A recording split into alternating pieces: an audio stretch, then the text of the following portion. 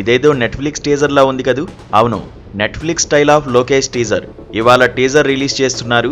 చెప్పినట్టుగానే దానికి సంబంధించిన వార్తను రేపు ప్రపంచానికి అందిస్తున్నారు. పెట్టుబడుల విషయంలో ఏపీ మినిస్టర్ నారా లోకేష్ సరికొత్త పంథాలో దూసుకెళ్తున్నారు.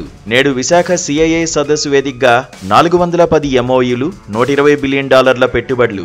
ఇవి జస్ట్ 2 రోజుల్లో ఆంధ్రప్రదేశ్ సాధించిన పెట్టుబడులు. సీఎం చంద్రబాబు దిశానిర్దేశంలో మంత్రి లోకేష్ సాధిస్తున్న ఇన్వెస్ట్మెంట్స్. 5 ఏళ్ల అరాచక పాలన తర్వాత ఆంధ్రప్రదేశ్ ప్రజలు ఓ సరికొత్త ఉదయాన్ని చూస్తున్నారు. స్వర్ణాంధ్ర కలలను సాకారం చేసుకునే దిశగా బలమైన అడుగులు వేస్తున్నారు. ఎంతో నమ్మకంతో కూటమి ప్రభుత్వాన్ని గెలిపించుకున్న ఏపీ ప్రజలకు ఇప్పుడిప్పుడే ఆ ఫలాలు అందుతున్నాయి. విశాఖ వేదికగా జరుగుతున్న సిఐఐ సదస్సు ఆంధ్రప్రదేశ్ దిశను మార్చేయనుంది. ఈ సదస్సు కోసం సీఎం చంద్రబాబు, మంత్రి లోకేష్ పడ్డ కష్టం అంతా ఇంతా కాదు. గతంలో రాష్ట్ర విభజన తర్వాత టీడీపీ హయాంలో ఇక్కడ సిఐఐ సదస్సులు జరిగాయి. కానీ వైసీపీ హయాంలో మాత్రం ఒక్కసారి సమ్మిట్ నిర్వహించారు. మళ్లీ ఈసారి టీడీపీ కూటమి హయాంలోనే కనీ విని ఎరుగని రీతిలో సదస్సు నిర్వహిస్తున్నారు. ఈసారి జరుగుతున్న ఈ సమ్మిట్ వెరీ స్పెషల్. ఈ సదస్సుకు పెట్టుబడిదారులను ఆహ్వానించేందుకు సీఎం దుబాయ్లో పర్యటించారు. మంత్రి లోకేష్ ఆస్ట్రేలియాలో పర్యటించి ఇన్వెస్టర్లను ఆహ్వానించారు. ఇలా వారిద్దరూ వేసిన ప్రతి అడుగు రాష్ట్రానికి పెట్టుబడుల వరద పారిస్తోంది. ముఖ్యంగా మంత్రి లోకేష్ చొరవ సూపర్. సైలెంట్ గా తన పని తాను చేసుకుంటూ పోతూ తానేంటో నిరూపించుకుంటున్నారు. రాజకీయాలను పక్కన పెట్టేసి రాష్ట్రం కోసమే ఆలోచిస్తున్నారు. మంత్రి నారా లోకేష్ డెవలప్మెంట్ బుక్ తెరిచారు. అందులోని ఒక్కో పేజీ ఆవిష్కరించుకుంటూ ముందుకెళ్తున్నారు. ఆ బుక్ లో మెయిన్ చాప్టరే విశాఖలో జరుగుతున్న CII investment summit.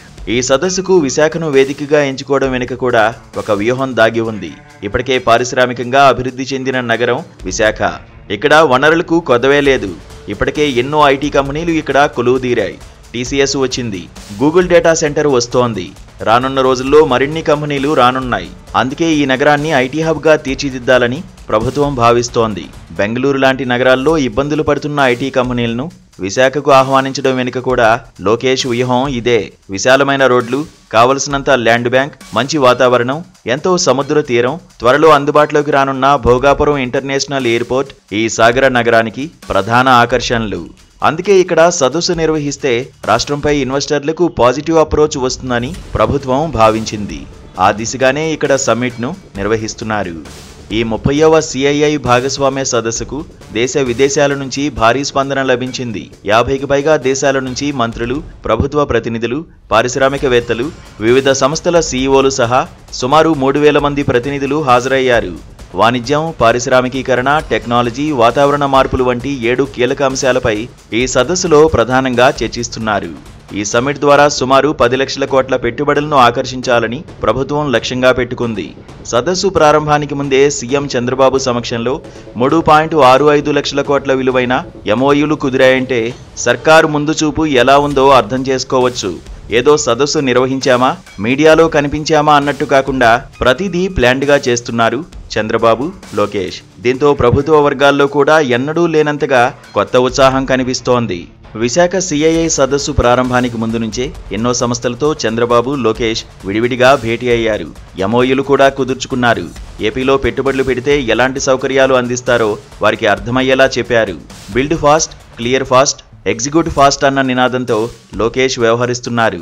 Is of doing విధానంలో ఏ రాష్ట్రం ఇవ్వనంత తొందరగా కంపెనీలకు అనుమతులిస్తున్నారు.